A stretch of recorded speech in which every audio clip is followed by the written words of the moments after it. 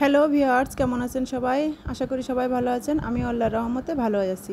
আজকে আপনাদের সুন্দর একটা ভর্তা রেসিপি শেয়ার করব। সেটা হচ্ছে টাকি মাছের ভর্তা।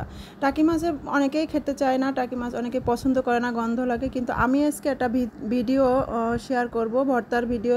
সেটা হচ্ছে দেখলে অনায়াসে এই টাকি মাছের ভর্তাটা, যে টাকি মাছ নাই খান তারও টাকি মাছের ভর্তাটা খেতে ইচ্ছে করবে ইনশাল্লাহ। তো আশা করি ভর্তাটা আমি তৈরি করতে শুরু করে দিলাম। তো প্রথমত আমি যে ভিডিওটা টাকি মাছের ভাজার ভিডিওটা দিয়েছিলাম, ওটা আসলে একটা কারণে স্কিপ হয়ে গেছে, আমি বুঝতে পারি নাই। তো আমি ভাজি করার পর কাঁটাটা বেছে নিয়েছি। আপনি দেখলেন আপনারা সবাই যে বাটিতে আমি কাঁটাটা আলাদা করে রেখেছি, আর একটা বাটিতে আমি মাংসগুলো আলাদা করেছি। তো মাংসগুলো আলাদা করার পর আমি এটা পাটাতে সুন্দর করে বেটে নিচ্ছি। এত সুন্দর করে ফিনিশিং করে বাটতে হবে। আর কাঁটাগুলো কিন্তু আমি পুরোটাই আলাদা করে নিয়েছি। এতে হালকা পাতলা যে ছোট কাঁটা আছে সেটা থাকলে কোনো সমস্যা নেই। তো আমি পুরোটা শিলে বেটে নিয়েছি। অনেকে যে শিলে না বাটতে পারেন সে ব্লেন্ডারেও বেটে নিতে পারেন। তো যাই হোক, আমি বাটা শেষ করে আমি হচ্ছে এর ভিতরে একটু রসুন, হালকা ভাজি রসুন অ্যাড করব। ভাজিটা আমি দেখাইলাম না, যেহেতু হচ্ছে রসুন ভাজিটা, এটা হালকা ভাজিটা সবাই জানে। তো আমি হালকা করে একটু ভাজি করে নিয়েছি। তো এটা এখন এর সাথে বেটে নিব। আর দিব শুকনো মরিচ আর ধনের পাতা।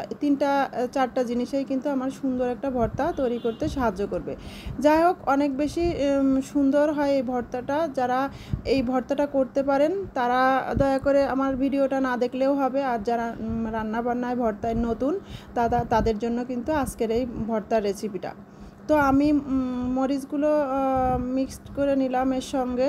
যার যেমন মরিচ খেতে ইচ্ছা হয় সে তেমন নেবেন। আর এটা হচ্ছে পেঁয়াজ হালকা ভাজি করে নিয়েছি, আর এর সাথে অ্যাড করে দিব ধনেপাতা। তো আমি ধনেপাতাগুলো এর ভিতরে দিয়ে নিলাম।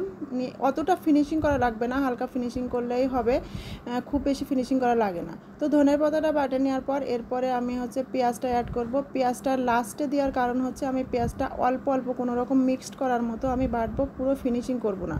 পেঁয়াজটা যদি কাঁচা পেঁয়াজও অনেকে দিতে পারেন, যার যেমন রুচি অনুযায়ী। তো কাঁচা পেঁয়াজ দেওয়াতে ভর্তাটা কিছু সময় থাকার পর একটু গন্ধ হয়ে যায়, বিধায় আমি হালকা সরিষার তেল দিয়ে হচ্ছে পেঁয়াজটা ভাজি করে নিলাম। তো আমি পুরোটা এর সাথে হালকা করে বেটে নিচ্ছি সবগুলো। তো মশলাগুলো একসাথে যে আবার ফিনিশিং করে নিচ্ছি, নেওয়ার পর এরপরে টাকি মাছের যেটা আমি বেটে রেখেছিলাম সেটাই অ্যাড করব।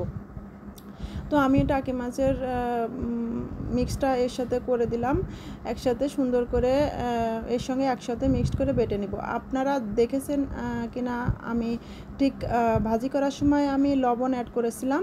তো এই জন্য আমি কিন্তু এর ভিতরে লবণটা দেয়নি। আমি চেকে দেখবো, লাস্টে যদি লাগে তারপরে দেবো। তো আমি মুখে দিয়ে দেখলাম একটু লবণ কম আছে, তো আমি হালকা একটু লবণ দিয়ে নিলাম। তো বেটে নেওয়ার পর আমি হাত দিয়েই মিক্সড করে নেওয়ার চেষ্টা করতেছি। হাত দিয়ে মাখাইলে বেশি আমার কাছে সুন্দর হয়। তো এর সাথে আর একটু সরিষার তেল অ্যাড করে নিলাম। অনেকের কাছে কিন্তু ভর্তার ভিতরে কিন্তু সরিষার তেলটা অ্যাড করলে অনেক বেশি সুন্দর লাগে এবং ফ্লেভারটাও খুব বেশি ভালো আসে। তো আমি সুন্দর করে এই যে মিক্সড করে নিচ্ছি, আর হয়ে গেল আমার টাকি মাছের ভর্তা। অসাধারণ একটা টেস্টি ভর্তা তৈরি হয়ে গেল। যারা না খেতে চাইবেন এই ভর্তাটা আজকেই বানিয়ে খেয়ে দেখবেন, অনেক বেশি সুন্দর এবং খুবই মজাদার। যারা ভর্তা নাও খান, টাকি মাছ না পছন্দ করেন, তাদের জন্যও কিন্তু আজকের এই ভর্তাটা অনেক বেশি সুন্দর এবং মজাদার হবে। আজকেই ট্রাই করে দেখেন। আমার রেসিপি অনুযায়ী আমি সুন্দর করে দিতে পারছি কিনা আমি জানি না, তবে যতটুকু পেরেছি ইনশাল্লাহ এতেই একটা ভর্তা তৈরি করা সম্ভব। তো লাস্টে আমি বলি যে আমার চ্যানেলটা সাবস্ক্রাইব করেনি তারা একটু সাবস্ক্রাইব করে নেবেন। তো আল্লাহ হাফেজ, এই পর্যন্ত।